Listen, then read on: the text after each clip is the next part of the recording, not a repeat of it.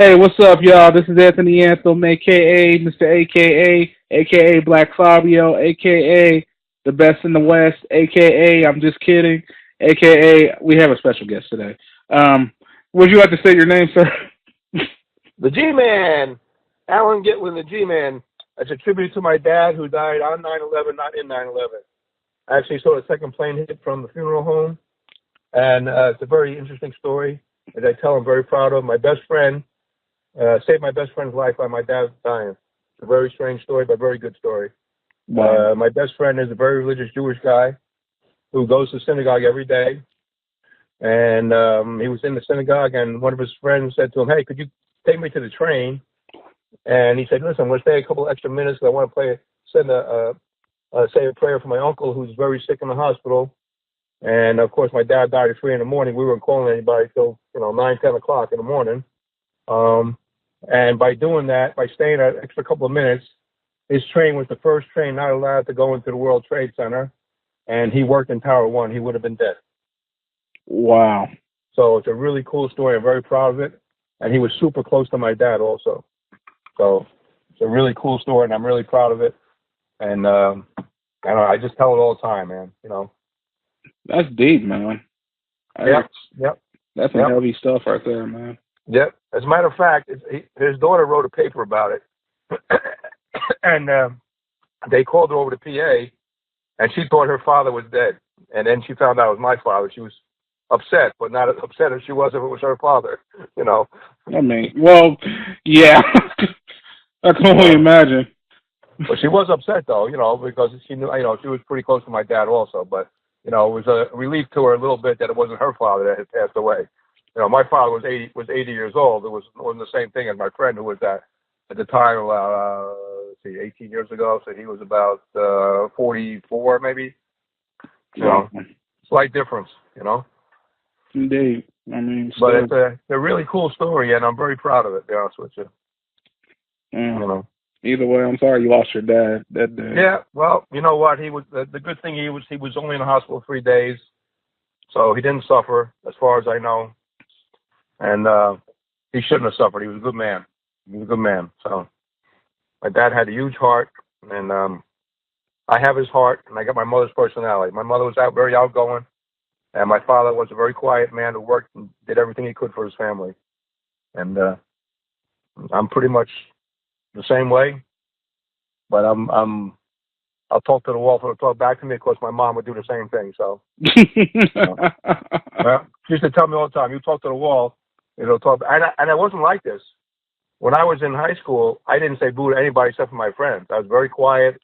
I saw everything and I heard everything, but I matured late and I grew late. I wrestled in high school at 16 years old. I was 5'3", 110 pounds.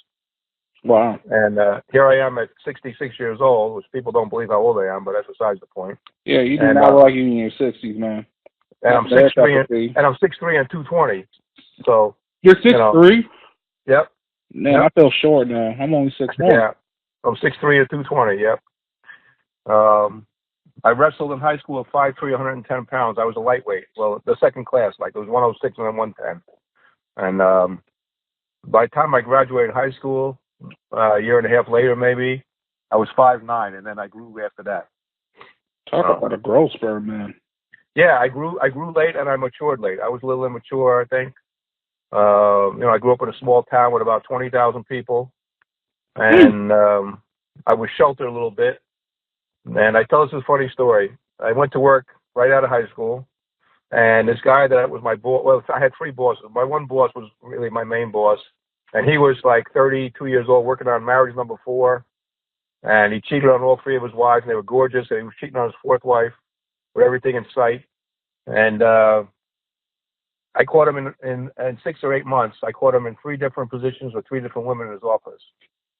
And I said, "Do me a favor. Could you lock the freaking door? Because I have to ask you questions. I don't need to see you doing all kind of sex acts in your office, okay?" 3 different positions? Yeah. 3 different women, too. And 3 different women. Oh, redhead today? And wait, he couldn't get fired because the manager of the store was his uncle. Oh, my gosh. That's funny. Yeah, I really. That's a true. I don't lie. I don't make up stories. The story is a true story. His name was Tony Monopoly, and his uncle was Joe Napoli or something like that. And he was a real cool guy. He was a drummer in a band on the side. And all three of his wives, I met all three of his wives. Oh, actually, I met all four of them. They were all gorgeous women. And he was cheating on all of them with anything that had a skirt on. Sounds like it. Yeah. Oh, yeah. Yeah. Yeah. After the third time of catching him, I said, do me a favor, lock your freaking door. You know, I used to see these things in magazines, but I saw him in person. It was like 17, a 17-year-old kid. My eyes opened up a little bit. You know, it's just like, well, in another edition of Penthouse Letters. Yeah, right. Yeah, I should have. Too bad they didn't have cell phones that I could have taken pictures and put them all over the internet. He could have had his own video, actually, his own porn video. You know? I mean, sure, you can make about $3,000 putting your porn video on Pornhub these days. Right. So that was my education into sexual activity when I was 17 years old.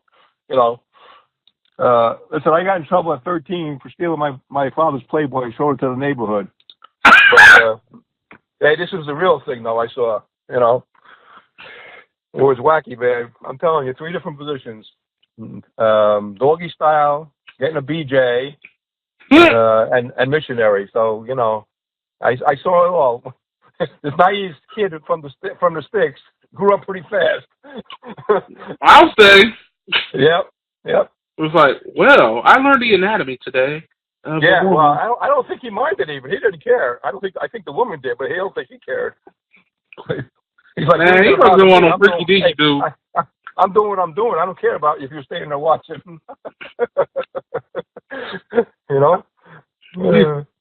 He's like, either way, I'm a champion. I'm a stallion. That's right. That's right. My flag is rising no matter what. That's wild, man. Yeah, really, it was wild stuff, man. I was 17 years old. My eyes got open, boy. I'm telling you. And then some. Oh, yeah. Yep. I think a few things rose, too. It wasn't just his. Mine might have risen, too, at 17.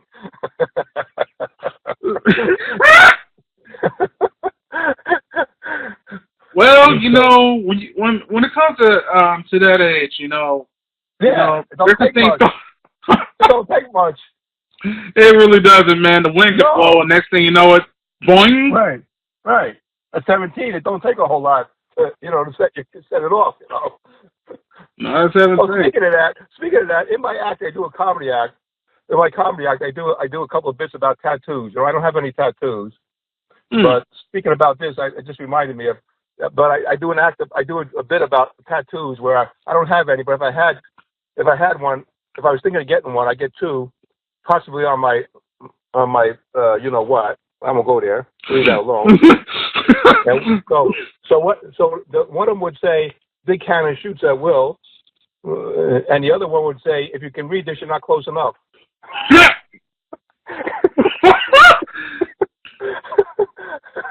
Oh my God.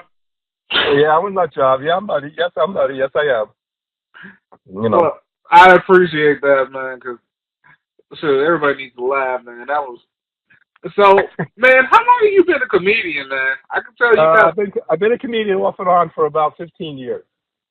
I played Caroline's in New York City, one of the famous clubs. I went there in comedy school, and they can't tell you you're not funny. What they try to do is critique your writing and get used to stage time. And unless you're on stage all the time, you ain't getting used to stage time. You know, I haven't been up there about 3-4 years, and I'm putting together an act with a black guy, and he's going to be Frank White, and I'm going to be Willie Black. And it's going to be called the Unpolitically Correct Comedy Crew. And so here's one of the bits. Here's a couple of the bits. I'll tell you real quick though. So we have a guy on a cruise ship that wants us yesterday, and we got a guy in Atlantic City where the casinos are in New Jersey that wants us like yesterday also. And we're just putting it together kind of. My idea. And so he asked me, I'm a Jewish guy, so he asked me as a Jewish guy, what do we do on Christmas Day? And so I say, well, we go to the movies and eat Chinese food. And what do you do as a black man? We're robbing your house while you're going to the movies and eating Chinese food. Oh my God. Yeah. So then I wrote another one about that. You know, I said you call us crackers. I said, am I a Ritz cracker or a Clubhouse cracker? And he says, you're a Clubhouse cracker because you're white and thin. Oh. It's gonna be ethical humor. We're gonna pick on both races. So. Hey, that's the way to go, though. Yep. So we're gonna have a disclaimer that says if ethical humor offends you, you better leave now. You know. Hey, people can't get mad at you. Warned them. Hey, comedy is supposed to be funny. You know, you can stereotype any group. You know what I'm saying? You know, you can stereotype Jewish people. You can stereotype black people. You can stereotype Polish people, Mexicans, Chinese. You know, Polish. You know, it's a stereotype. You know what I'm saying? I mean, that's what comedy was built on, though. Right. I mean, to be honest. Right. Right. Listen, I tell a couple of Jewish jokes, even though I'm Jewish. I think they're funny as hell. And here's one of them. What do you call 40 Jewish women in a basement? What? A wine cellar. Oh my God. Okay. And why can't you keep Jews in jail? Why? Because they eat locks. Oh my. Really? Yeah. That was a clever one right there. I'll give you that. And there's this famous one about what's the difference between a Jew and a canoe? What? Canoe tips. I quit. So that was it, everybody. I quit.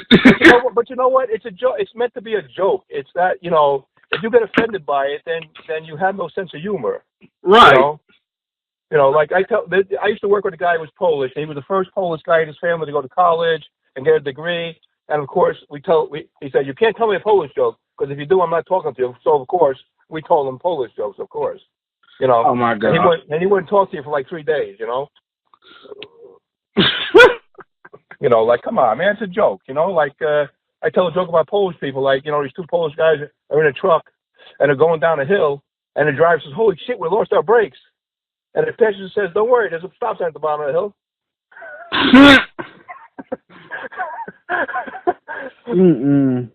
You know, when the two Polish guys that went hunting, they saw a sign that said "bear left." They turned around, and went home. Oh my gosh. You know, so I mean, but you can say that about anybody. You could stereotype any group. You know what I'm saying? It's supposed to be funny. It's meant as a joke. You know, and you have to take it as a joke. You can't be offended by it. I agree. That's what comedy's all about. You know what I'm saying? I feel like it's slowly being lost because I mean, you gotta think about it. Like way before, like, you know, all the political correctness kind of invaded, right? Like the comedy world, we had to deal with. Like, I mean, you had to realize like there was Rodney Dangerfield. You had Eddie Murphy, Richard Pryor. Listen, All in the Family and Sanford and Son and Jeffersons, they were funny shows. Mm-hmm. And they were right on the edge where they kind of would pick on both races a little bit, but yet they were funny, and people loved them, and they still watch them reruns. Okay, I know. I still watch Live at the Sunset with Richard Pryor. Right. So I mean that stuff was funny, you know, but people are afraid of it now because you want to be politically correct. You know, like the town I grew up in, there's a lot of Indian people there now. They call it Little India actually, and so I went to the bowling alley one day, and there was an Indian kid. He had a Jerry Rice jersey on his back.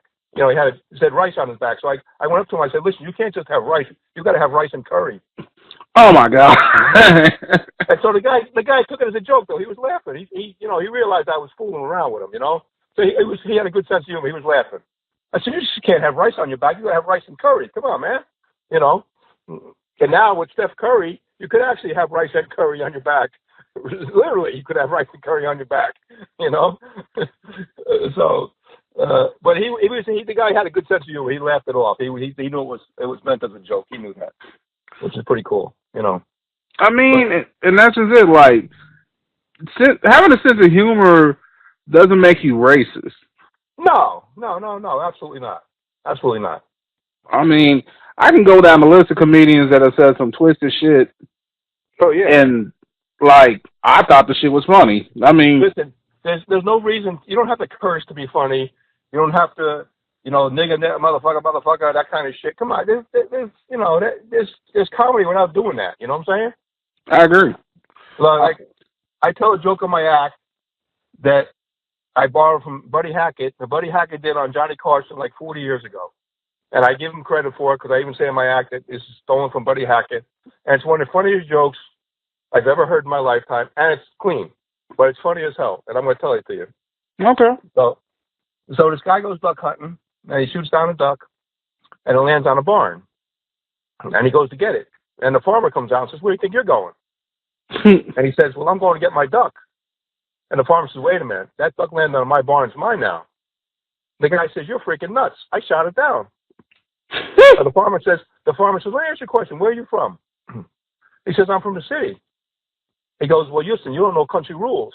The guy says, "What do you mean country rules?" "Country rules, you shoot something down that's on my property, it's mine." The guy says, "Listen, I've been out here 6 weeks. It's the only thing I shot down. I got to go back with something." The farmer says, "Listen, I don't care if you've been out here 6 months. That duck is mine now." And they're going back and forth for like a half hour. And finally the farmer says, "You know what? You don't sound like a bad guy." I said, "I'll tell you what, we'll sell this country style." And the guy says, "What do you mean country style?" He said, "Well, I kick you in the nuts, you kick me in the nuts. I kick you in the nuts, you kick me in the nuts. Who's ever left standing, that's whose duck it'll be." And the guy says, "You know, not for nothing, but that sounds a little painful. But if that's what I got to do to get this duck, let's go." So the farmer says, "I go first." And he kicks him as hard as he can. And the guy goes down, "Motherfucker, oh my God, I'm using my nuts again, holy shit." And he goes on the ground for like 45 minutes.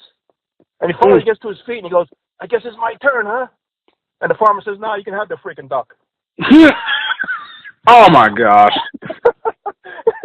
Well, Buddy Hackett does this on Johnny Carson, and he rolls on the ground, and he knocks over the little table that Ed McMahon has his coffee on. So the crowd goes crazy. And then he stands up and gives the punchline, and they just go nuts. They just go crazy. The whole, everybody goes crazy. Johnny Carson almost fell off his chair, you know. And it's a funny joke, and it's clean. See, that's pretty effective, if I say so myself, sir. Mm-hmm. Yep. See, I like that. Huh? See, I like that because I mean, there's all types of comedy that people don't realize. I mean, heck, I don't really think Rodney Dangerfield cussed when he was working.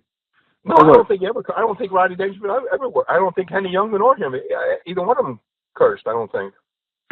Yeah, because like he would say some funny stuff, like it would be a little raunchy, but I never ever heard him say a cuss word out of his mouth. He was like slick with it. Right. And so, you know, there's another joke that I really like too, and I tell in my act also. I don't know where I got it from, but somebody told it to me, and I remember it, and I tell it in my act. And it's these three guys. They play golf every Friday for 10 years, and they come home one Friday, and their wives say to them, "Listen, guys, we booked a 2-week vacation for you."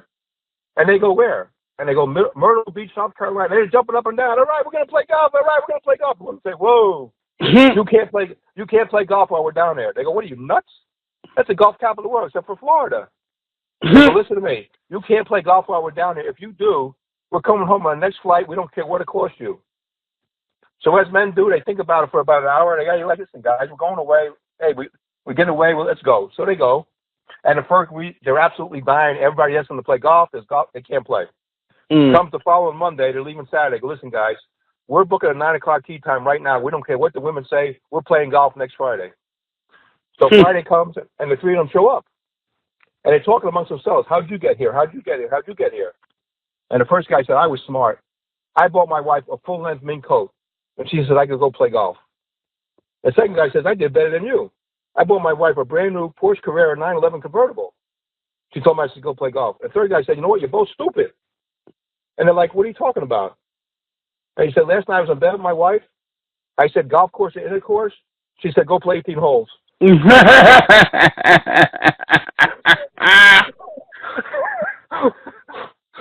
So that's a clean joke also, but funny. But it's funny, you know? See, I can do that. Like, I like that style right there, because that shows how smooth you can still be and execute a good joke. Right, without being nasty, without being, you know, without picking on anybody, without, you know, saying F this, F that, screaming at people, you know. Listen, everyday life is funny. You know, I'm compared to Seinfeld. Okay, I pay attention to things that people don't pay attention to. So, like, I flew down to Orlando about 8 months ago, and in Newark Airport, I noticed that when I happened to have dinner there, and I noticed they give you a regular fork with a plastic knife. So I said to the guy, why can't I have a regular knife? And he said, TSA says you can't have a regular knife, but you could have a regular fork, though. Like, you can't do damage with a fork. Really? You could stab somebody in the jugular, you could stab them in the heart. You know, what the hell? Who ever thought of this stupid idea? But you can't have a knife, though. You can't have a regular knife, though. I think you can do more damage with that fork than you could with a knife. Facts. Yeah, but nobody. How many people eat there? Pay no attention to that. Of course, I did. You know. Or like there was a cemetery near my house about a year and a half ago. They had a sign, open house on Saturday and Sunday. So I made a joke about it. I want to die when it's not open.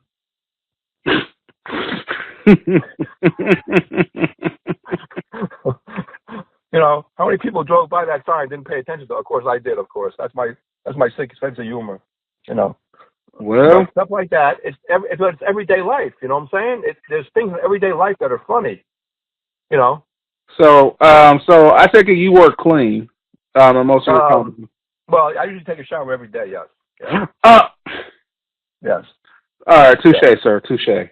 I work fairly clean. I get a little bit raunchy, but I don't. I try not to curse if I can help it. You know. I mean, there's nothing wrong with that, though. I respect that. I mean, if it's in context of the joke, maybe, but I'm not standing there going F you, you know, you son of a bitch, you know, whatever. You know, if it's in the context of a joke, yes, maybe, but I try not to use. I kind of like right on the edge with some of it. You know, I do jokes about masturbation. I pick on my ex-wife. You know, like you know, I got used to it, so you know. Now when I wake up, I have $25 in the jar, you know. So I mean, and the Kleenex box is empty, you know. Anyway. I mean, there's nothing wrong with that. Like the fact is, like you're finding a way to be creative, funny. Cause I mean, I think it takes a lot more work to be clean, but still be able to pull off these jokes. Like, I watch a mixture of comedy myself. Like I watch dry bar comedy, which a lot of those comedians work clean. And then I'll watch like some of the guys like Joe Rogan and stuff like that too. I try to just keep my mind open to both sides. It's like, well, I like my two favorite comedians now are probably Ron White. Love him. Tells a lot of stories, and Jeff Dunham. Even though Jeff Dunham's not the greatest ventriloquist, his humor is very quick. Very true. Very quick. Very quick, and that's what makes him. Not so much he's not the best ventriloquist, but his humor is very quick, and he's right on the edge a lot of times. You know, he's like right there. He doesn't curse, but he's right, raunchy kind of, right on the edge kind of, you know. And not all his characters are funny, you know. Peanut is the big one, and yes, Jose Jalapeno on a stick is funny, you know. Facts. What's the guy? Bubba J is funny. Walter's funny. True. You know, but not all of them are funny. You know, but most of them, it's his humor though. It's his quick humor that's funnier than his actual. You know how he's controlling his dummy, the looks and he does. You know, and Ahmed, of course, Ahmed. I love Ahmed. I kill you. You know. Hey, you can't go wrong with that. And then there's AJ, his son, Ahmed Jr. You know, who looks like he got ran over by a lawnmower. You know, that's what I'm saying. Like, I like the fact that there are guys out there that are still killing the game. Oh yeah. Like, yep. I mean, that guy is selling out arenas. Besides comedy, I do a lot of extra work, which I love. Okay. You know, and I've been in a couple of major movies.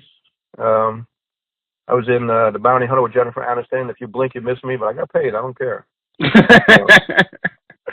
Hey, it's all about the paycheck at the end of the day, bro. That's right. I was in a commercial with Joan London and Bob Smith, some kind of investigative reporter, and she is a very cool lady. They did a take like 40 times, and she stood up and she said, "I just want you to know that you extras are great. Us professionals suck." I thought that was so cool. I just thought that was so cool. And she would, that she would admit they're having trouble with this one scene, and the extras were fine. It was them. They just couldn't get it right, you know. So I thought that was so cool. Man, I was in a commercial for WWE and Stacker 2 about 10 years ago. Oh, you were in one of the video game commercials? No, they were promoting XFL and Stacker 2 actually. Wow. And actually, China, the wrestler who's dead now, she got fired because her and Six Pack or X Pac, whatever they call the guy, they were in a drunken stupor. They couldn't get a hold of her. And when Vince McMahon says you got to be somewhere, you got to be there. Yeah, there's no play about business. Yeah, they dubbed Kane in afterwards, and Vince McMahon wasn't too happy about it. You know, of course, he also wouldn't sign off on the checks either that we had to wait a year for. But $2,000, he wouldn't sign off. There was 12 of us. We had $2,000. Each one of us got $2,000 for that, and he wouldn't sign off on the checks. I kept bugging my agent. She goes, "Listen, I don't have the money yet. As soon as I get the money, I'll give it to you." And finally, after a year, she finally pulled it out. Like Vince McMahon likes to take money in. He don't like to give it out. So, you know. Well, again with his money, he doesn't have to, you know. So. And I was in a movie with King Kong Bundy, who just passed away, actually. It's coming out now. Legend. 10 years ago, actually, and it's coming out now. I just got a thing. I had to sign off for a distribution. So, and I played a major part, and I played the head of the FBI in that, actually. Okay. Cool. Yeah. Yeah, I just have fun with it. I have fun with it. And, you know, I'm not that I'm an old man, but I tell people, listen, the odds of you being a star, that's a nice dream to have. But really, listen, there's 9,000 actors and 8,000 are starving, okay? So you have some fun, you make a little money, you never know who you meet along the way. That's how I look at it, and that's what I do. I'm every set, everybody knows me, and I'm giving out my business cards to everybody, because that's your calling card. Network. Facts. So that's what it's all about, baby. You know? Always is and will be. Well, you know what? I drive for Lyft also, and I've done about 1,300 rides. I bet you half of my rides I've gotten my card. Wow. Well, hey, I don't know who they know. You never know. Right. Or, hey, guess they need a comedian for a party. Or, guess what? I got a friend of mine that's making a movie. Hey, there's a guy I drove with, you know, and he's an older guy, or, you know, he's got gray hair. Maybe you need an older guy who looks like a cop, because that's what everybody thinks I look like, a cop or a mobster.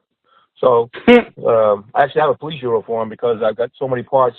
I couldn't buy a police uniform in New Jersey because you have to have a badge and show ID.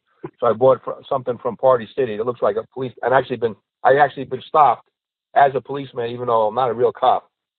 Oh God! I went to my granddaughter's Halloween party 3 years ago at school, and the cop actually thought I was a cop. Wow! That's how realistic this uniform looks. You got it at Party City? Yeah, I got it for Halloween actually, and then I wear it now. If I get caught. Matter of fact, 2 weeks ago I was in a movie an extra movie in Brooklyn, and the guy asked me if I could bring my uniform with me because he couldn't get one of my size to rent. So, wow. And they just covered up the patches. That's all, you know. So everything's fine now. I mean, I just have fun with everything I do. You know. I mean, life is short, my man. You know what? If you enjoy what you do, you're gonna be good at it. You're gonna have fun. You know. And so when I'm on a set, a movie set, I'm making everybody laugh. I'm telling jokes. I'm, you know, snapping off, you know, quick answers on people, you know, and I get everybody laughing and having fun. That's all. Because I'm having fun. So why not enjoy it? You know. I agree. I mean, that's what it should be about. You should be enjoying what you're doing. You know. I mean, and if you enjoy what you're doing, you're going to be better at it. You know. Doesn't matter what you do. You know, if you enjoy what you're doing, you enjoy your job, whatever it is, you're going to be good at it if you like it. If you don't like it, you're not going to be good at it. No, you're going to be garbage. Yep. I completely agree with that statement. And to be honest, like, I mean, I think people forget that. Right. Listen, if you don't like your job, get the hell away from it then. Simple as that. But most people, you know, I had a professor in college at night. I went to school at night, 2 years, and I had a professor who said, listen, what happens is people get what he called the warm bath syndrome. You're sitting in lukewarm water and you don't want to stand up in the cold air.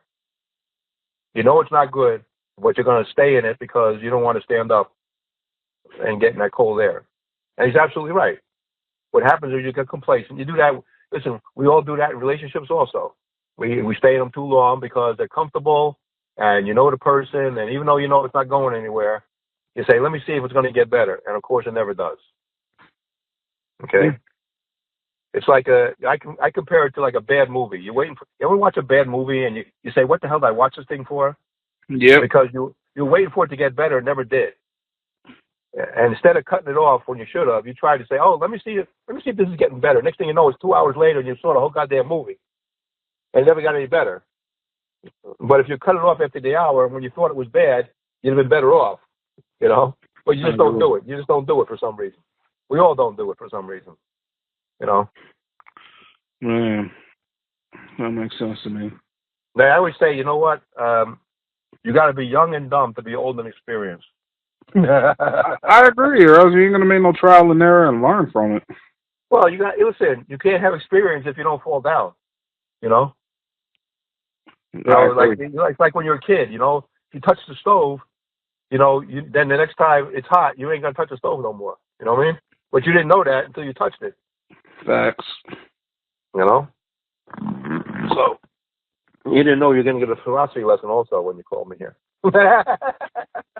Well, I appreciate it. There's nothing wrong with learning the game. Hey, I got a lot of experiences, you know. So besides driving for Lyft, I've also been online dating for about 20 years. I have some stories that are just unbelievable. If you've ever been on online dating or anybody has, I hope you can relate to some of these stories I'm going to tell you now. Oh boy. So I meet a lady. Of course, they all want to meet in a public place. You know, God forbid they should meet on something that's quaint. You know. They want to make sure there's a crowd around because they don't know you, even though they talk to you on the phone a couple of times or you email back and forth. So which is fine with me. I've been doing this for 20 years off and on, like I said. So I meet this lady on a Friday near her house, right around the corner from her house, actually. And we meet and everything's great. And she's telling me, well, you're a great guy. You're exactly what I'm looking for. And I tell her, yeah, you know, you seem like a nice lady and I'd like to see more of you, literally and figuratively.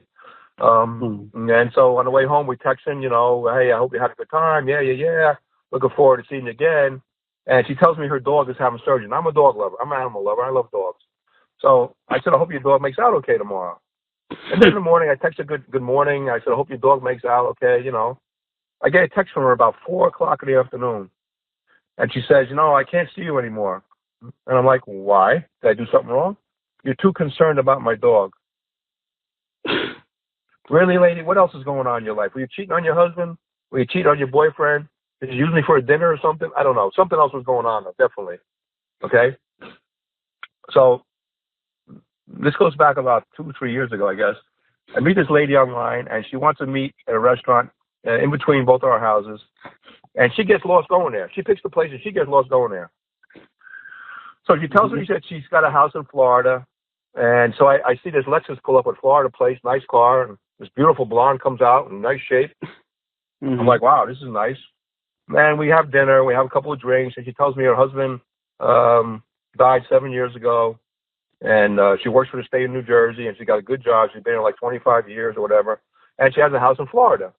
And she said, I'm going down there in a couple of weeks, but I don't like to drive down by myself. She said, how about if you drive down there with me? I said, okay. And she said, yeah, we'll take a couple of days. We'll have a good time along the way. I was like, oh, that sounds good. And she said, then I'll fly you back. No, I said, oh, that sounds good. So, you know, we go our separate ways. At the end of the night, we text, you know, you're a nice guy, you're a nice lady, whatever. And the next morning, I text her, I said, good morning. She goes, I don't think there was a connection. I'm like, wait a minute, 12 hours before that, I was driving you to Florida. Now, all of a sudden, there's no connection. What the hell happened in those 12 hours?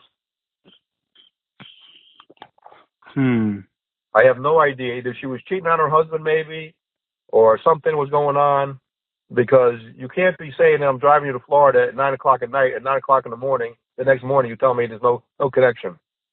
Something is either that or you're bipolar, lady, one of the two. Right. Or, you know, I meet people out here, and you meet them at a diner or something, they go, you know what, I don't think I should be out here yet. You know, I don't know if I really want to meet anybody. What are you on a dating site for then? Obviously they do. People don't want to be alone. Right. But are they using you for dinner or, you know?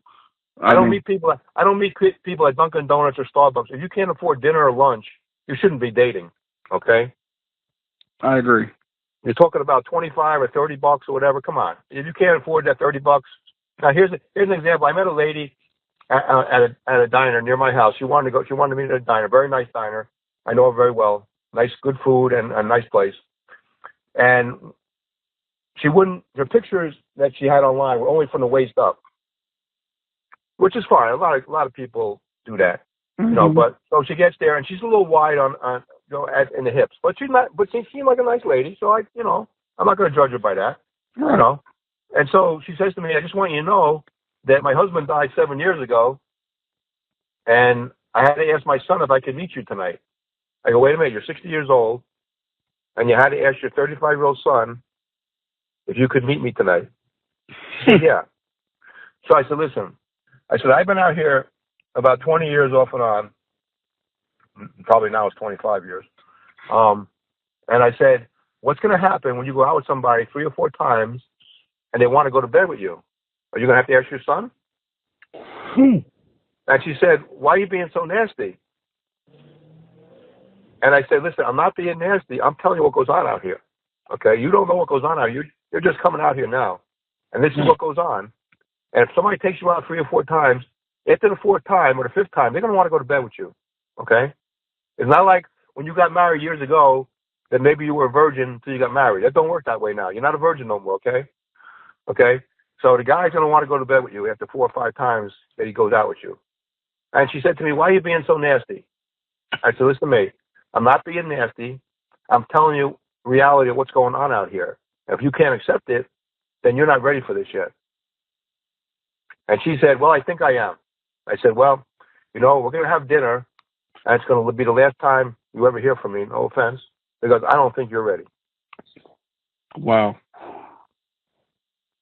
Hey, it is what it is, you know? Well, at least you were all front with her. Oh, yeah. I try to be honest with her. What's going on out here, you know? Listen, when I first got divorced, I didn't do anything for 2 years. I was in my children's lives, and I had to move back with my parents. I was out of work. I had a lot of stuff going on. My life had completely changed. I lost the job I had for 25 years. And so my life was in a turmoil. Okay, and after 2 years, my mother came to me and said, "Listen, you're waiting for your children to call you, and their life is going on without you. I'm watching my child suffer. And if you don't start going out and doing something, I'm going to kick you out of this house. You're going to have no place to live." Well, that's what I needed. I needed a swift kick in the rear end. And I started going out, and I met a lady who had been separated for 4 years. Her and her husband were fighting about everything. And after about a month of going out with her, she said to me, "Is there something wrong with you, or is there something wrong with me?" And I go, "What are you talking about?" She said, "Well, I've been out with guys over the last 4 years, and they all want to jump my bones. You haven't made a move on me." And I said, "Listen, it's not that I don't know what to do. I was with one woman for 16 years. This is like 17 all over again." Okay? Well, she stuck her tongue down my throat. I think I kind of got the idea what she wanted. Well, yeah. I can only guess. It definitely wasn't mouth-to-mouth resuscitation. No, it wasn't. No, it was tongue to tongue, actually. So that was good. So I knew what she wanted after that. So I wasn't too shy after that, you know. But anyway, I mean, that's what goes on out here. That's listen, women want it just as much as guys do, you know. I agree. They're gonna try and hold out, but they know they do. They want the same thing you do, though. Come on. They talk about sex as much as guys do. We don't think so as guys, but they do. Oh, they do. It's true. Yeah. I mean, I got plenty of homegirls that are just as gross as some of the guys. Right. But we don't think of that. We don't think of girls going to ladies talking about, men's, parts, but they do, Believe me, they do. Yeah. Yes. And that goes out for everybody that's listening. Everybody thinks about sex. It doesn't matter who you are.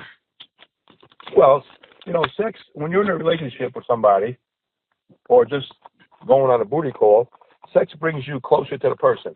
It makes them feel like you want them, okay? Holding hands, kissing in public, that's all affection that we all need for our brains to work properly, okay? It gives us a good feeling inside when a person holds your hand or kisses you in public that they're thinking about you. And it just makes you closer for some. Intimacy brings people close together. No matter what, you try to have a booty call, even though you think it's only a booty call, you're becoming emotionally attached to that person eventually. Facts. It's inevitable. It's hard to separate emotions from intimacy. If you can do it, God bless you, but it's hard to do. I already know I can't do it. I'm one of those. I know I can't. I know I can't do it. It's hard for me to do. I've done it a few times, but it's very hard to do. I agree. Likewise. You know. I don't like all that complicated shit, to be honest. Like, it either is what it is or it ain't what it ain't. Right. That's right. Yep.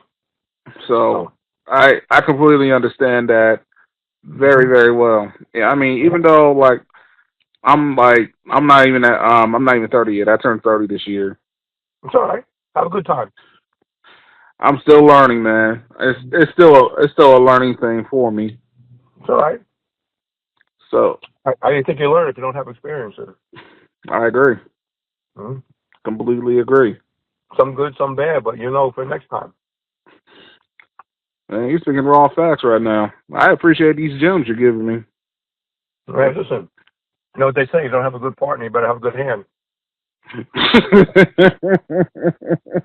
Listen, there's no complaints. There's no fake orgasms, no smoking after sex.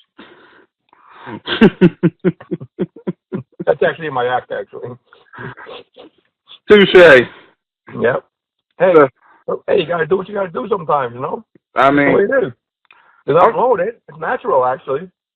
I'm not gonna lie though, like, I like the fact that you're just like you're very real. Like, you're not just like, trying to put on like this press face and all that kind of stuff. No.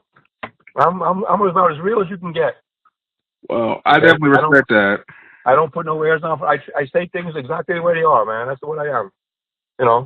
I got stories up the wazoo. I mean, everyday life is funny. People don't realize how funny everyday life is. And reality is reality. You can't listen. I was telling somebody today in the lift. I said I don't worry about a whole lot of stuff anymore. Okay, what I worry about is my kids and my grandkids. Everything else will work itself out one way or the other, either in my favor or not in my favor. And I probably have no control over it anyway.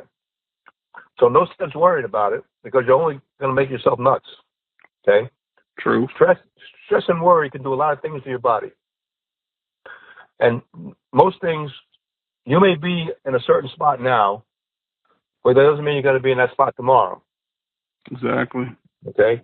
Now, I knew people who committed suicide. And to me, I know this sounds terrible maybe to some people, but that's the most selfish act you could ever do in your lifetime. No, I completely agree. Because the people left behind are the ones that get hurt. I agree. And what happens is, I was close once to doing it. Okay, I was going through a really, really bad time, and I didn't know where to turn. And what saved me from doing it is that I couldn't hurt my parents and my sisters and my kids. That would destroy them. I couldn't do that to them. And what it is you're when you're thinking about it, you're in a box, and you can't get out. But that box is temporary. But you don't see it that way. It's like you can't get out for that amount of time, whatever it is, 2 months, 3 months, or a couple of weeks, whatever. You can't get out of that box. There's no way you can get out. And so you think that that's the best way out. But that box is only temporary. Whether it be financial, emotional, it doesn't matter. That's temporary. But you don't see it that way when you're going through it. You think that's the best thing to do, but you're not thinking about anybody else if you do it. You're thinking about yourself, the easy way out. But the people left behind are the ones that get hurt. And it could destroy their lives. And that's what saved me from doing it. I couldn't do that to my parents. I couldn't do that to my kids. And I couldn't do it to my sisters. That would have destroyed them all. I'll keep it real with you then, because I couldn't do it. I couldn't do it. I'm glad you didn't. Yeah, me too. And I swore I'd never be like that again, and I haven't. I'll keep it 100 with you. 9 years ago, I did attempt it. Yeah. It didn't go well, and okay. I never seen my mom so hurt in my life, man. Right. She was like this. Right. She was angry. It was just to the point where she was like, I can't believe you would even do that. Right. How could you hurt me that way? Right. You're her child, and she doesn't want to see her children hurt like that. So by hurting yourself, you're hurting her. You know, just like, you know, I had a friend of mine when I first got divorced, and he said to me something about, you know, I've never heard you talk bad about your ex-wife. All these people are talking about their ex-wives and their ex-husbands out here. And I said, let me tell you something. I said, my ex-wife was part of my life for 16 years. I said, if I badmouth her, who I had my children with, who I did love at one point, what does that say about me? Does that mean I'm badmouthing myself, really? And he said, you know, I never looked at it that way. And I go, well, I did. Because if I'm badmouthing her, I'm badmouthing myself. There are some things she did that weren't very nice to me. But as far as she was a good mother, she kept a good house. You know, she made sure there was food on the table. My kids had clothes. There was money in the bank. What am I going to badmouth about? Whatever we had going on between us was between us. But as far as badmouthing her, that doesn't get me anywhere. And he said, you know, I never thought of it that way. And he was never married, this guy. And he said, you know, when you're looking at it, is the right way to look at it. I said, and all these other people out here that are badmouthing this one, F this, you know, you're a jerk, that, blah, blah, blah, blah, blah. He says, you never talk like that about her. I said, she's done some things to me that weren't very nice. Okay, but as far as badmouthing her, no. I said, she might be badmouthing me, but that's on her, not me. You know? True statement. Listen, if you do the right thing and the other person doesn't, it's on them, not you. True. You know, listen, my ex-wife, we've been divorced 25 years. She barely talks to me when we're together.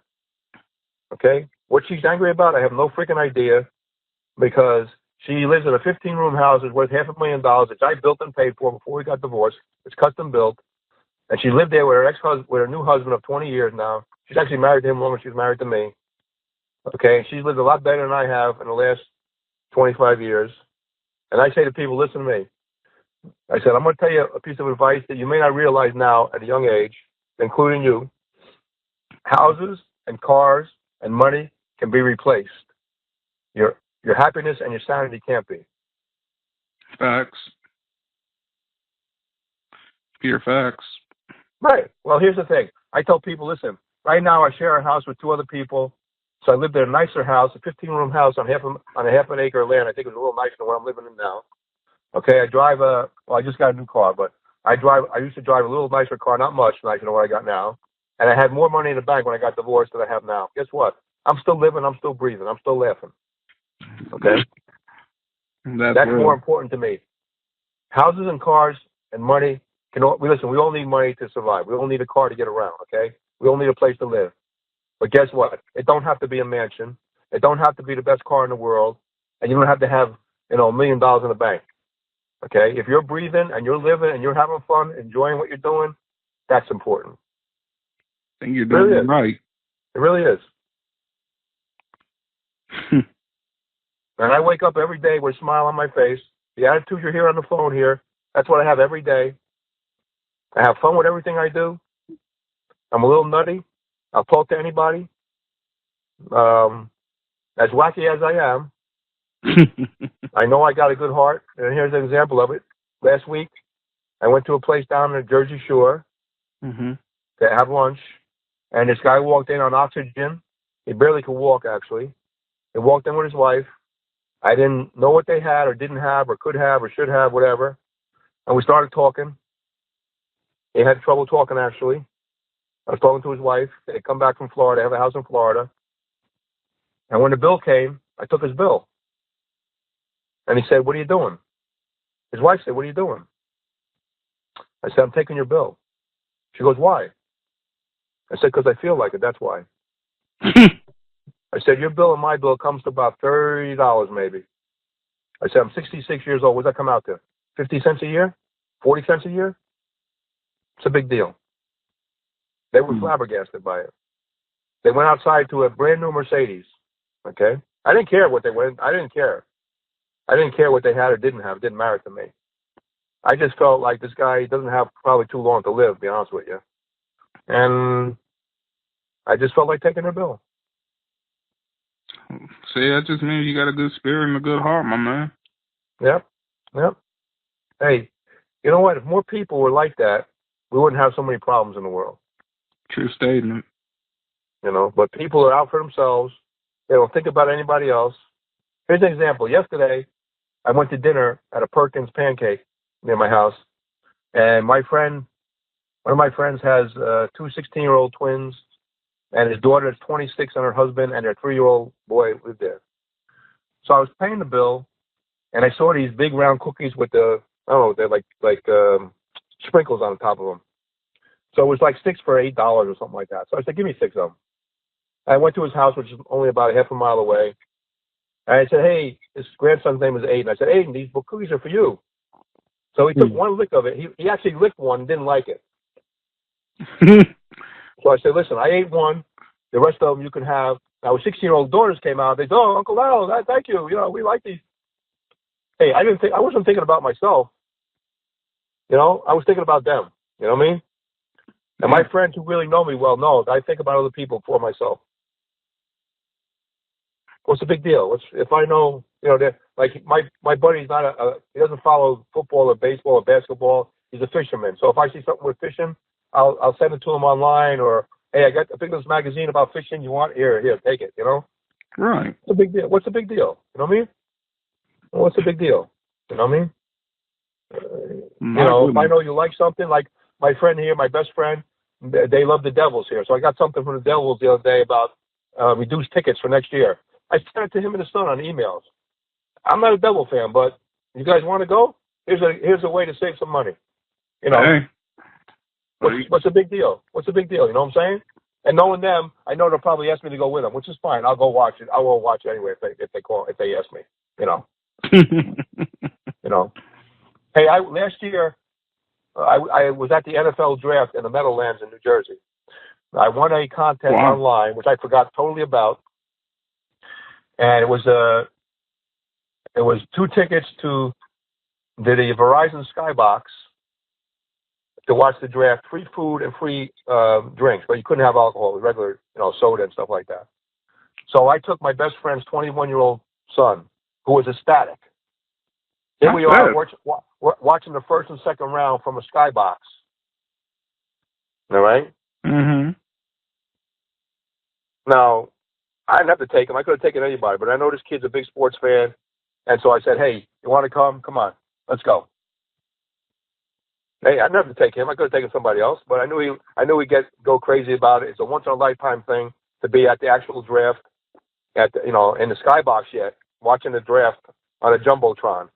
It's freaking unbelievable. It was once in a lifetime. We had special badges on and everything. I got the badge in my house actually. And we took a picture with the badges on. You know. Man, you made this kid's life, man.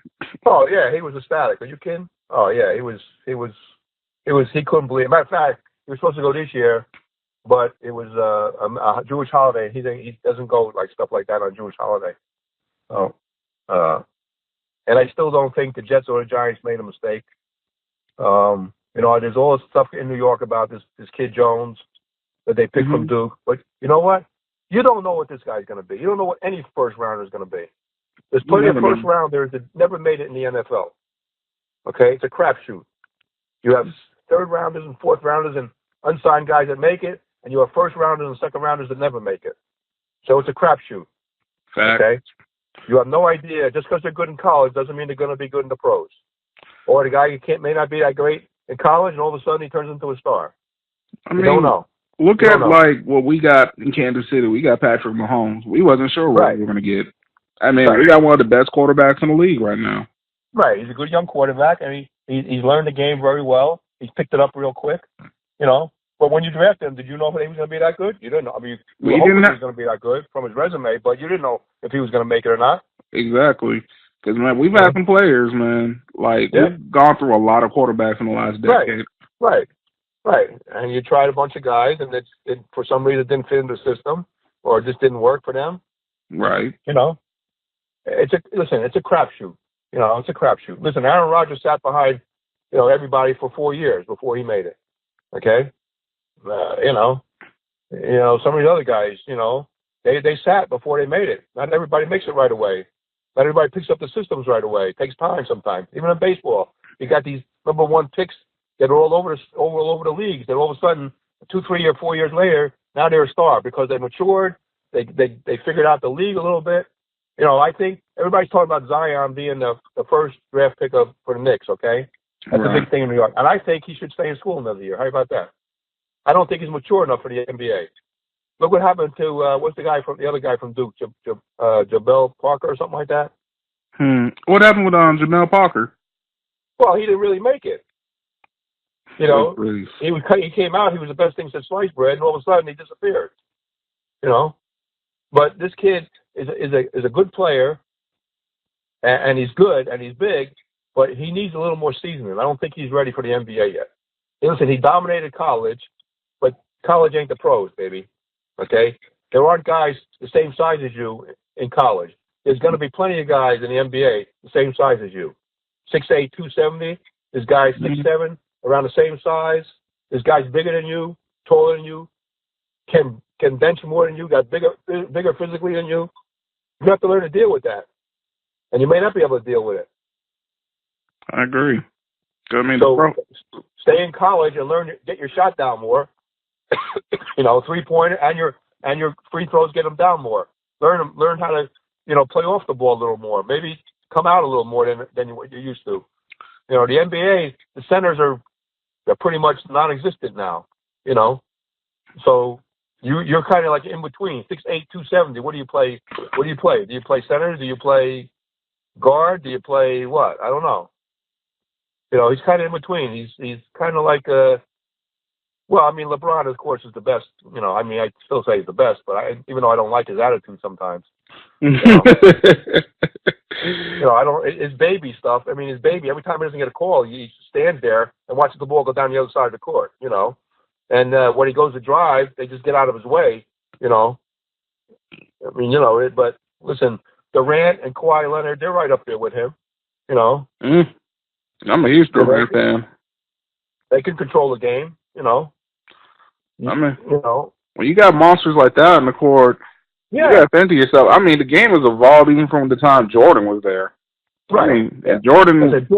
Listen, nobody could. Listen, Jordan was the best player probably ever. I mean, you put him in a class with Chamberlain and Russell. Yeah. You know, that's like the upper echelon of the NBA. You know, Kareem. You know, Jerry West. Those are the cream of the crop. And even Havlicek who just died. And those are guys they just Larry Bird and Johnson. Those are guys those are the top of the echelon. You know. I mean, yeah, like look at who he had to face during those years. He had Shaquille O'Neal. He had to deal with Charles Barkley. He had to deal with Muggsy Bogues. Yep. I mean, Mutombo. Yeah, Mutombo was the human eraser pretty much. You know, you couldn't shoot over that guy. You know. That's what I'm saying. Like, I think Jordan came from the toughest times. Don't get me wrong. I believe these are tough times for a lot of the players now. Yeah. I've actually gotten back into basketball because of some of the guys they got now. Well, I'm not a New York fan. I was never a Knicks fan. I was a Celtic fan when I was younger, and now I'm a Spur guy because the Spurs play ball the way it's supposed to be done. That's why they got so many championships. There's no real star. I love Tim Duncan. Listen, Tim Duncan had five championships in 19 years. He gave up money to keep people on the freaking team. Okay? Wait a minute. If I'm making $20 million and I got to take $15 million instead of 20 to keep somebody on the team, guess what? I'll take the $15 million. Okay? That's showed a lot of class on his part, in my opinion. The guy never complained about nothing, gave you his minutes, his 19 points, his 15 rebounds, just kept his mouth shut, just played the goddamn game. That's all you want. Mm-hmm. But yet you couldn't get his jersey sometimes. I tried to buy his jersey, I couldn't get it here in New York. I got nothing but respect for Tim Duncan. Yeah. I never heard you never really hear about Tim Duncan having any problems outside the court either. No, he got divorced, but you never really know about it. Yeah, that's what I'm saying. I didn't know he got divorced. I didn't even know he was married. Right. Yeah, he kept it quiet. He didn't. And you know what he's doing now? What is he doing? When he started when he knew he was going to retire, he opened up. He was always into cars. He makes custom cars for all the stars now. He's got a shop somewhere. I don't know where, but I saw it on one of those shows. He's got a shop somewhere and makes custom cars for everybody, and he restores old cars and all kinds of stuff. And he said as a kid, he liked cars when he was a kid, and he got into it little by little. And as he started making more money, somebody that he knew opened up a shop, and he got involved in it. You know, and that's where he's got like a custom car shop where he restores old cars and he'll customize new cars for all the stars and some of the basketball players, obviously. You know, and you don't hear a word about him. You don't hear a word about him. He retired, and that's it. And you know, leave me alone. I'm not bothering you. You're not bothering me. You know, shows a lot of class, actually. You know, I'm a big boxing fan. Likewise. And I loved Marvin Hagler. He was one of my favorite fighters of all time. And Marvin Hagler was managed by these two guys that owned a construction company. And they said to him, listen, we don't need your money. We're going to make money off you, but we don't need your money. Okay, we're gonna make sure that you have money for the rest of your life. And they said, when you start making $1 million fights, we're going to give you $250,000 to live on. If you can't live on that, there's something wrong with you. Okay? So what they did was, when interest rates were 12 and 15%, they bought long-term bonds that fell to 15%. And they said to him, when you retire, whether you win or not, well, I still think he beat Sugar Ray, but that's besides the point. He said, when you lose, your body's telling you you're done. I don't care if you think you want to fight or not, you're done. Get the hell away from it. You still got your health. Well, he's retired almost 30 years, I think, maybe 25 years, I don't know. He gets $5 million a year to the year 2025. Wow. From his investments, and he's in Europe, he's in Italy, where the money is 3-1. Wow. You don't hear a word about him. Not a word. He's making movies over in Italy. That's awesome. And they took care of him to make sure he had money for the rest of his life.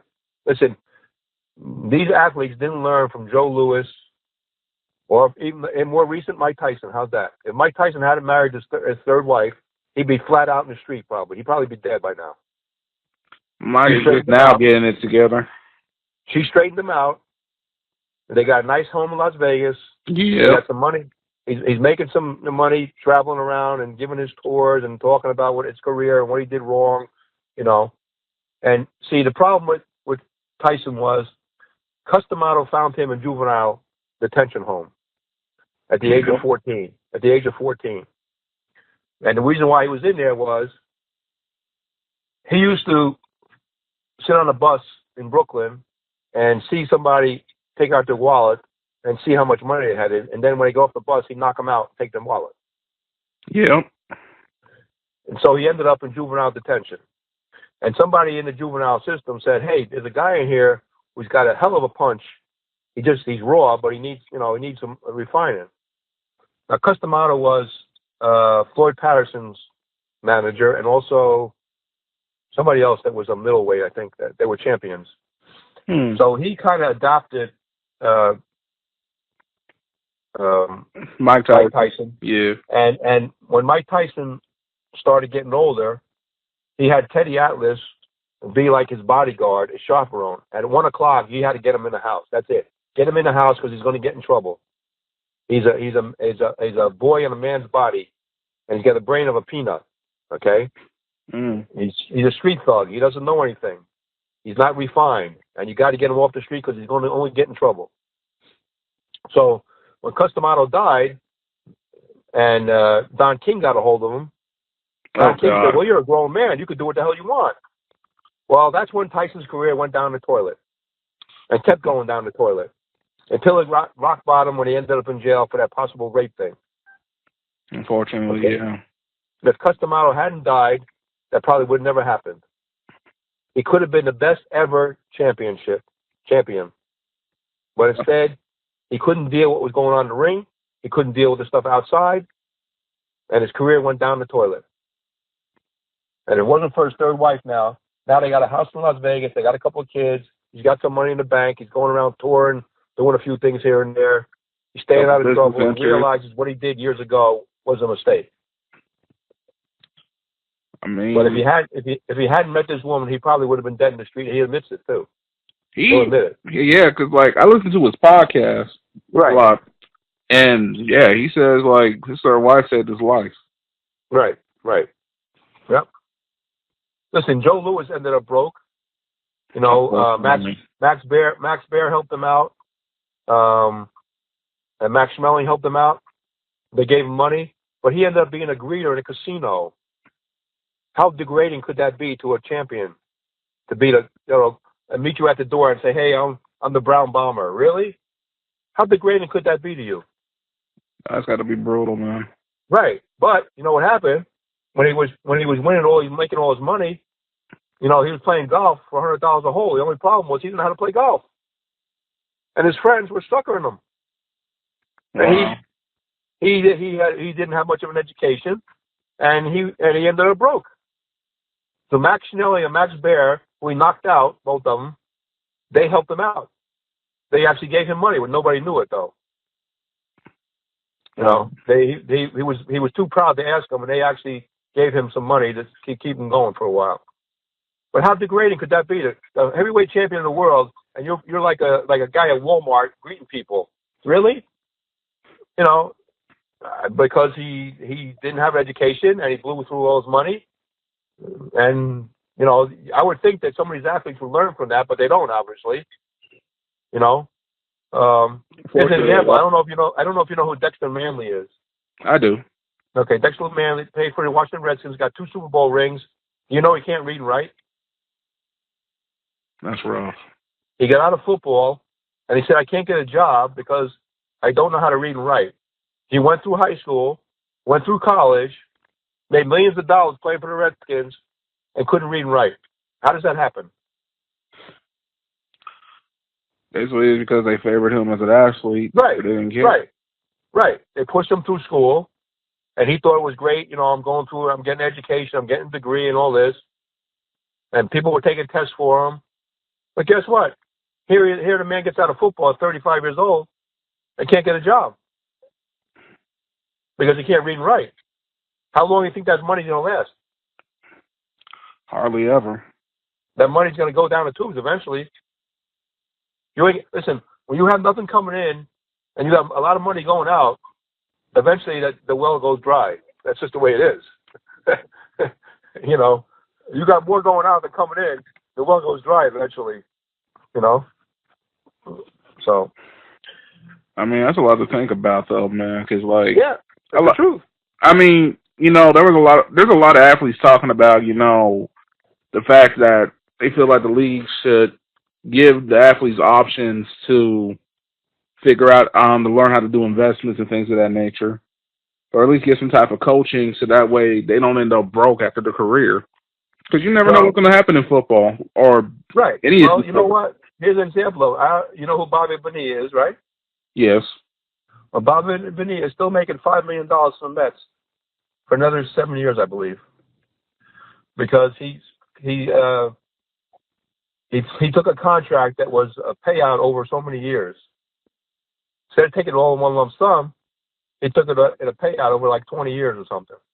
So they're paying this guy retired like 10 years ago $5 million for another 7 years yet. How smart was he? Good point. That's a good agent you had there, buddy. Very true. I mean, he knew your career was going to end, but he negotiated a big settlement for you, and now you got money for the rest of your life. I will say this though: a lot of these guys come from different backgrounds where they don't they don't know anything about money. Right. Once they get it, they're kind of like crazy about it, you know? Right, and they don't realize that money's not going to last forever, though. You know, they think they're going to make $5 million or $10 million for the rest of their life, and they spend like crazy. They don't realize is in 5 or 10 years, their careers are done. Then what do you do? So in 10 years from their 20s, they're basically at 80 years old as football years. Right. So they need to have somebody behind them that they can trust that's going to take care of their money and them for them. But most guys get swindled by their agents because their agents are sharks. They don't give a shit about them. Of course not. How much commission can I make? You know, which isn't the right thing to do, but not everybody does the right thing, unfortunately. Money is Like, it's like, dang, you need money to survive, and then at the same time, it's the root of all evil. Right. Right. That's exactly right. Listen, we need money to survive. We need money to pay our bills. We need money to pay our housing. We need money to get our food. But guess what? It shouldn't be the most important thing though in your I life. agree. I Some completely people agree. make it the most important thing in their life, and it doesn't really need to be. You know, if you got a roof over your head, you got food on the table, you got clothes on your back, that's what you need. I agree. You know, you didn't know I was going to be a philosopher besides a comedian, did you? I didn't know what kind of game you were going to give me. And to be quite honest, I'm enjoying this interview and I've enjoyed this conversation, my man. Like, Hey, I can, I got a lot of experience behind me. I'm straightforward. I don't bullshit people. I like to have a lot of fun, but I also know I have a big heart for people that I care for and people around me. And people that really know me know that. that's awesome. And I respect you for that, sincerely. Okay. So, I'll tell you what, if I would have met, if I were 30 years older, I would have been glad to meet a guy like you. Hey, you should be glad to meet me now. I am glad to meet you now. I was like, I don't know where the heck you've been hiding, but it's finally cool to meet somebody as cool as you, man. Like, seriously. And Listen, I think listen, I don't bullshit people. I've been through a lot of experience, some good, some bad. And, I just was with somebody the other day, a woman, and she said, "Oh, I don't know if I like you or not. I don't know if I want to go out with you or not." I said, "Listen to me." I said, I'll tell you my whole life story within a half hour or an hour, okay? And you either want to be with me or you don't, okay? And if you don't, I'm not going to bury my head in the sand. Take my word for it. I said, these shoulders are pretty broad, okay? And things roll off of them pretty easy, okay? And I'm not going to stick my head in the sand. I'm going to get right. You know, when you were a kid, you had like a punching bag that went down and came back right back up? yep. I said, I'm like a punching bag. You can punch me, you can knock me down, but I'm not staying down. I'm coming right back up. It's the way it's got to be. I know what I am and who I am. I know what I got to bring to the table. You either want it, or you don't. If you don't, that's fine. It's your loss, in my opinion. It's the way it is. Girl, and put it on the table. Right, right. And somebody said to me, why do you tell women so much about your life right away? And I said, listen to me. Whether I tell them the first date, the second date, the third date, or the fourth date, if they're going to be something with me, they're going to find out anyway. Okay? So it doesn't matter to me whether they find out the first date, the second date, or the third date. It doesn't matter. If they want to be with me, they're going to find out. I'm going to tell them my stories. I'm going to tell them my experiences. I'm not ashamed of them. I made some mistakes along the way. Okay? And hey, it is what it is. Okay? I told somebody yesterday, if I added up all the jewelry that I've bought in the last 40 years or 30, I was divorced at 43. So I was engaged once before that. If I added up all the jewelry that I bought for women between 43 and now, I'd probably be a very wealthy man. Okay? It's got to be at least maybe $100,000 worth of jewelry, but I don't care. It's done. It's water under the bridge. I did what I did at the time because I wanted to do it. Okay? You were happy. You were Can't take it back. It is what it is, So I can't worry about the money I spent or the money I don't have that I had before or the house that I had before or the car I had before. I'm still living, I'm still breathing, I'm still smiling, I'm still having fun with everything I do. That's most important to me. Everything else fades. Yep. I mean, things are not forever. Nope. Hey, listen, I'm very good at reality. I see things pretty much the way they are. There's a woman that lives near me who I kind of like, and she likes me, and she doesn't know whether she wants a relationship or not. She says, I'd like to go out with you for dinner once in a while. Well, guess what? I can take my friends out for dinner. Okay, I don't need to go out with you once in a while for dinner and just have, so we can have some small talk. Okay, so I talk to her on the phone. I text her, and I see her once in a while. There's a band that we both follow that we're both involved with, and we're fine with that, and she's fine with that. Listen, she made the rules, and I'm going to live by them. That's all.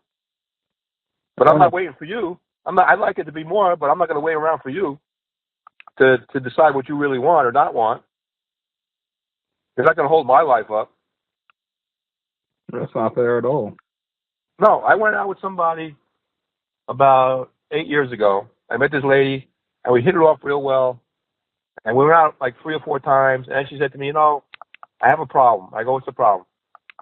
And she said, well, I got this new job. I'm really busy at my job. I don't really have time for you right now, but I would like to see you. Can you wait about 6 months and go out with me again? And I said, let me ask you a question. I said, what happens in 6 months if we start going out and your life speeds up again? Where does that leave me? And she said, well, see, you don't want to go out with me anymore.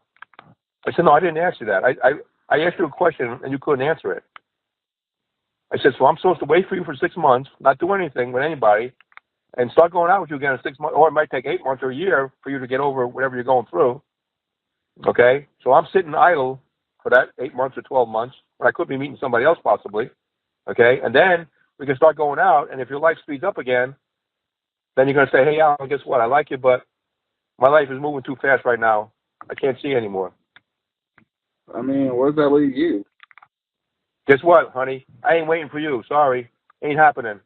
I never saw her again after that. She didn't like my answer. And I didn't really like hers, to be honest with you. So I mean, what did you expect? I mean, right. You're a person with feelings too. Right. That's not right. Am I supposed to wait for you to figure out what's going on in your life when, listen, not everybody's at the same place at the same time in their life. And if they're not, they're not. It's as simple as that. If they are, then they're going to want to be with you. But if they're not in the same place as you at the same time, then they can't be with you. It's simple as that.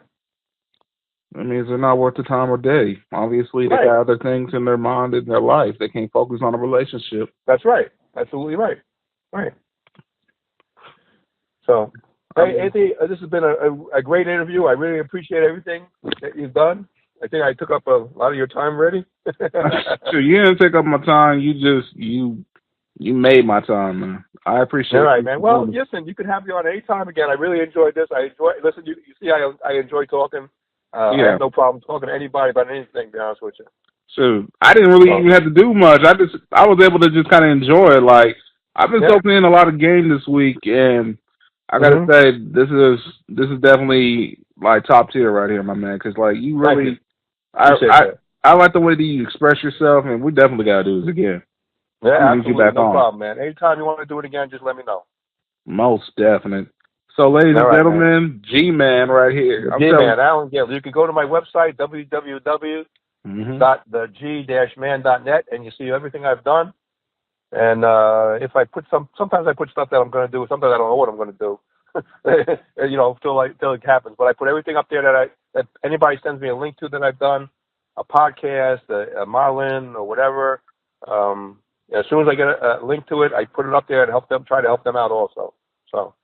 I just have fun with everything I do. If you see my website, you'll be laughing your head off at some of the stories I tell, and life stories that I've told on podcasts. They're just hysterical, Yes. So I really appreciate this. I appreciate you having me on. Anytime you want me back, just let me know. We'll set up a time and you can have me back.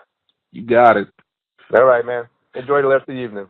Well, with that, everybody, this is Anthony Anthem, a.k.a. Mr. A.K.A., and we are out of here. All right. Thanks, man. Appreciate it. Thank you. Why didn't the Three Little Pigs go in for some kind of flat share scheme? Does Jesus get to choose which wine he turns it into? Why don't Sims have the upper body strength to climb out of a swimming pool? And does everybody really want to be a cat? I'm Will Baker. And I'm Alex Prescott. And if you're the type of person that overthinks these deep philosophical questions, then Think to the Brink is the podcast for you. From Disney characters to song lyrics, debates to social etiquette, tune in every week for your dose of paralysis by analysis. All topic suggestions are welcome. If you can think it, we can overthink it. Think to the Brink. Available on all podcast platforms. Hey everyone, this is John Tolley, inviting you to check out War of the Stars, a Star Wars podcast. Each week, me and my co-host Christopher Stolley discuss the news and theories surrounding one of the largest movie franchises in the world. So join us every Wednesday at 8 Eastern as we travel to the galaxy far, far away, right here on Anchor FM and wherever fine podcasts are heard.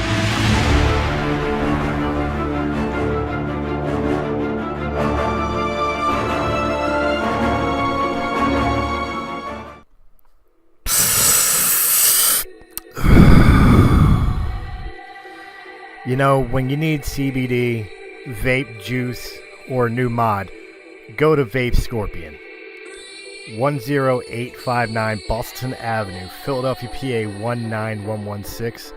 They are formerly known as East Coast Vapor. They have all your needs, all the equipment, all the juice. And hey, while you're there, sit down, enjoy a beer, bring your own, and just hang out with a bunch of cool people. So guys, if you really need your next vape machine, or maybe you just want to try a locally made juice, make sure you hit up Vape Scorpion. That's 1085 Boston Avenue, Philadelphia, PA 19116. Or give a call to 215-464-8273. Oh yeah, and make sure you let them know that Realm of the Mist Entertainment sent you. He said, but she said, how dare you say that? That's offensive. Well, someone's gotta say it. It had to be said with Venus. Catch the live show Tuesdays at 9 p.m. Eastern Time. Check out the recordings at any time. Guest shows weekly. Listener, beware. Mature content, sexual content, trigger warning. Do you dare say it? Hi, my name's Chris, and I'm here to tell you about Realm of the Mist podcast. Realm of the Mist podcast, we talk about all the great entertainment things, from movies, music, books, comic books, and many, many other forms of entertainment, as well as politics, current events, and just general humor and having a good time. If you're looking for a podcast that is right up your alley, look no further than Realm of the Mist podcast here on Anchor.fm or where fine podcasts can be heard. Hi, this is Dave from the Comic Collection at 83 Bustleton Pike in Feasterville, Pennsylvania. Our phone number is 215-357-3332. We are right next to Northeast Philadelphia. We have action figures, gaming, statues, albums, and CDs, graphic novels, other knickknacks, and, of course, comics. Established in 1985, we are your go-to store. Come by and say hello, and say that the guys from Radiocast FM Radio sent you. The address again is 83 Bustleton Pike, Feasterville, Pennsylvania, or call 215-357-3332.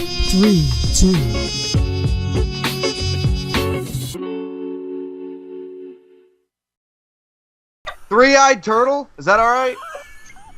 What the fuck is a three-eyed turtle? Who wants a mustache ride? Are you tired of the same old podcasts with no humor?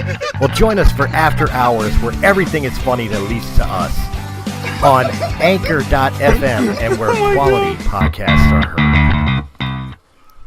How the fuck did we get on this? I don't know. Fucking FCC started this shit. It's their fucking fault. Hey everyone, this is Dak. This is Liam. And this is White People Shit. We are a bi-weekly podcast. Whoa. Maybe you're bi-week. I'm straight and strong. It means twice a week, you douche. Oh.